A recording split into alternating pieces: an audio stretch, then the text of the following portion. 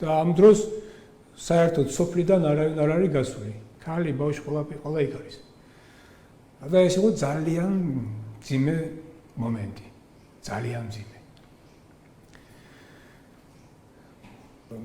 ახალშენის მთის ძირში გავნაწილდით, ტყეში შევედით. ისე მოხდა, რომ შრომის კი არა, ახალშენის პოზიციებზე ვინც იყვნენ განლაგებული, გაანადგურეს ქართველები და ახალშენის პოზიციები უკვე დაკავებულია და ტექნიკა უკვე მოდის ახალშენიდან, პირდაპირ გზა არის კამანი ახალშენის შრომის გასაყარი არის კარიერებთან, მდინარის გადის ხიდი, მაგრამ ეს ახალშენის გზა კამანს უვლის ზევიდან, კამანში აღარ შემოდის, პირდაპირ იმ ხიდთან მიდის. შრომის ასასვლელამდე.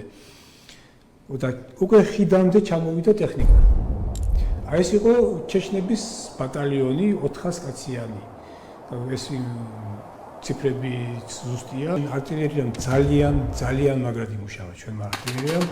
ეს ტექნიკა ისეთნაირად გაანადგურა, პირველი და ბოლო მათი ეს BMP იყო თუ ტანკი იყო თუ რაც იყო, ისე დაბომბა, რომ შუაში მოქცეული ტექნიკა ვეღარ გავიდა, ვერც უკან დაბრუნდა და დასატოვებელი გაუხდათ.